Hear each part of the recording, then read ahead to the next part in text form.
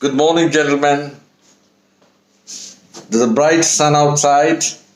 I thought it's a good idea to talk about a figure who's very controversial in world history, and that is Joseph Stalin. In my book, Stalin is one of the greats of world history in the 20th century. There's no doubt about that.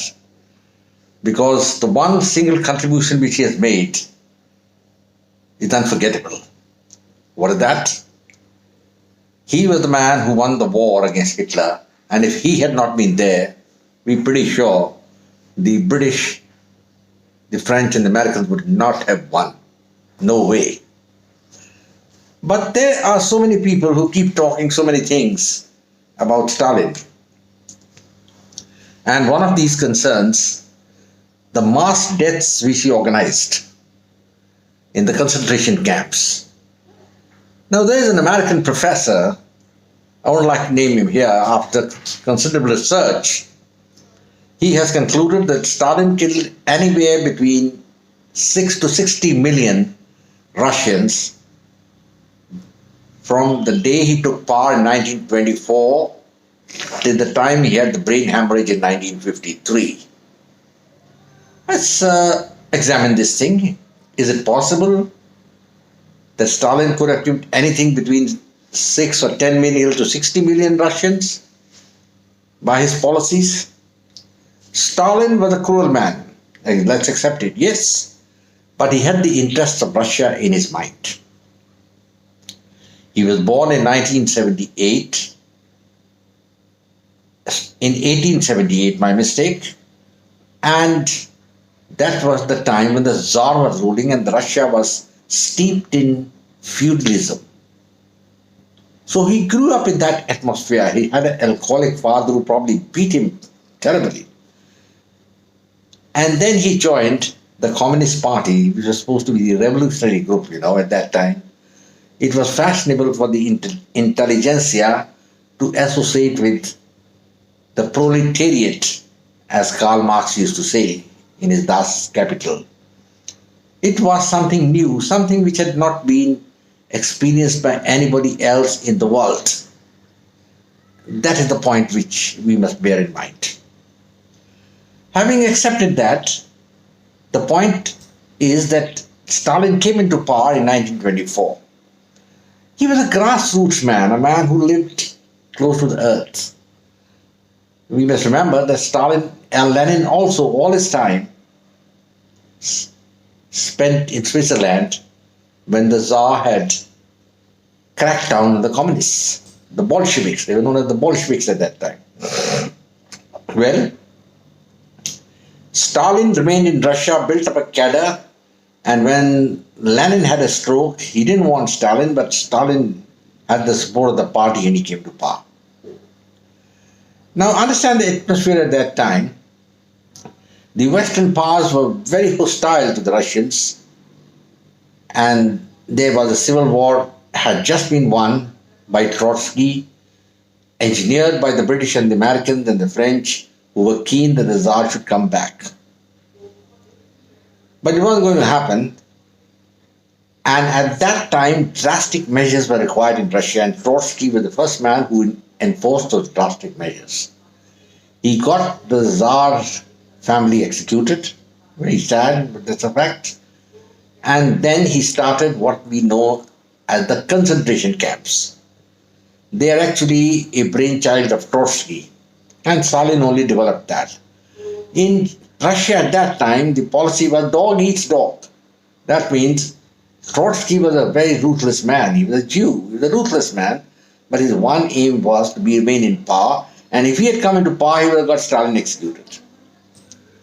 Stalin also knew that his main enemy was Trotsky, and he was able to get him exiled out of Russia. Trotsky was lucky that he was exiled, and he should have gone and lived quietly, but when he went abroad, he kept on writing a lot of articles and all against Stalin, and ultimately Stalin got him killed. Now the question is, Stalin did kill his political opponents. Even in 1936, 1937, the famous purge, where the old associates of Stalin were all arrested, Lenin were all executed after a farcical trial is a known fact. But there are individuals. Stalin would not brook any opposition to him. He was not a Democrat, that we can keep talking. He was an autocrat who believed in the Tsarist policy. The mentality was the same, what the Tsar used to have. If there's an opponent, you don't negotiate with him, you kill him.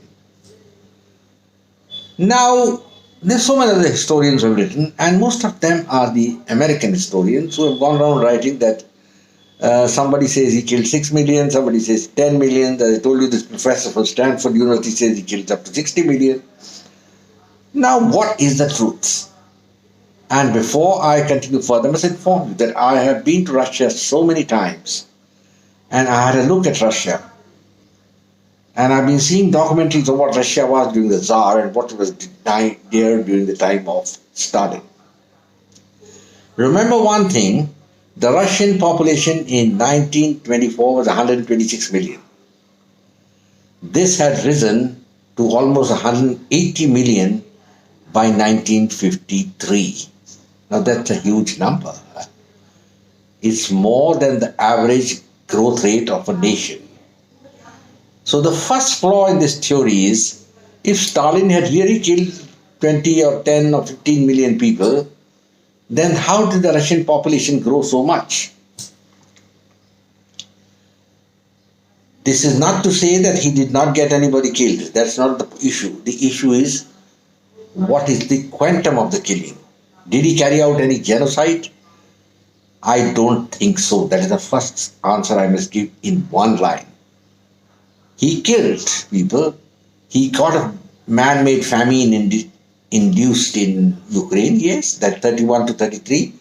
But it was all based on politics. That was the game. The idea was to subdue the opponents, opposition. And the aim was to build Russia. Stalin was determined to build Russia from an agrarian society to a modern society with weapons, tanks, everything. At that point, we must bear in mind. See, when you're assessing a great leader, you look at his minus points, you look at negative points. Now, Mao Zedong, we all know, is responsible for the deaths of almost 30 to 35 million Chinese. That has been catalogued, proved. Hitler got about 10 million non-combatants killed, including 6 million Jews, which he gassed to death in the gas chamber. But though Mao is not much remembered in China now, but people still give him a lot of reverence. His body is preserved in Beijing, embalmed and for the people to see. Supposed to be a great Chinese leader. Maybe once the Communist Party goes away, something may happen and his body may be removed, when people realize what exactly he has done. But as far as Stalin is concerned, he was an out and out nationalist. That was the point. And he knew that communism and National Socialism, that is the Nazis, they cannot gel together. And from 1937 onwards, he was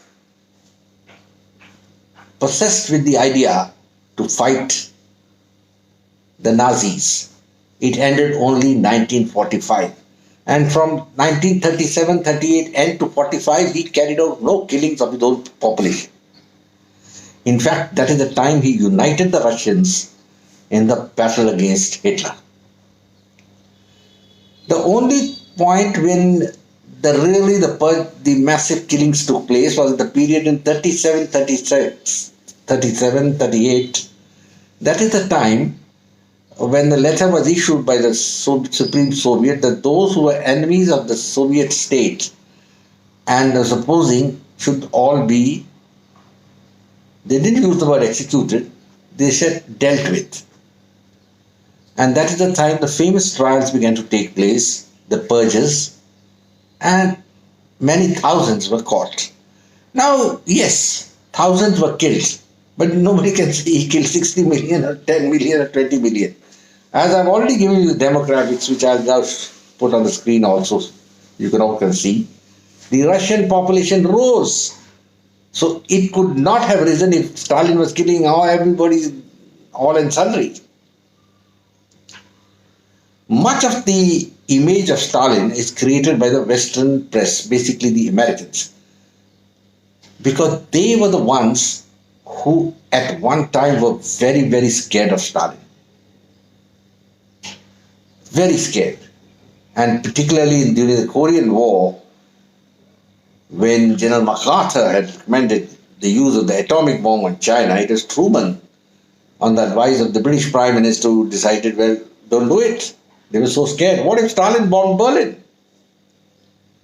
So they didn't use the atomic bomb, and in any case they got properly thrashed, and finally General Ridgway came, MacArthur was told, bye-bye, go home, and it became a stalemate. The Russians, at that time the USSR, when Stalin died, was an omnipotent power. And I'm afraid the leaders who followed him didn't follow Stalin. And that was the crux of the issue. Now coming down to the deaths, what could be the number which Stalin probably killed?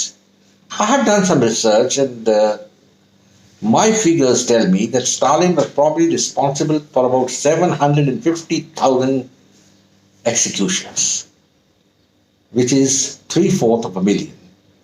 This is a reasonable figure, but there were another 4 to 5 million who were imprisoned in the concentration camps in Siberia, and some of them died there also. So we can't really count those deaths as part of Stalin's killings. The deaths of the Russians who took place because of an executive order of the Supreme Soviet are the ones we are concerned about. And that is what really matters. The Russian people, were they happy during the time of Stalin? I don't know, frankly, I was not alive that time. But now when I go to Russia, I find there is a nostalgia about Stalin. People realize that Stalin had his faults, yes. And in fact, one of my friends told me that she admired Stalin very much. Why? Because she said he made Russia an omnipotent power.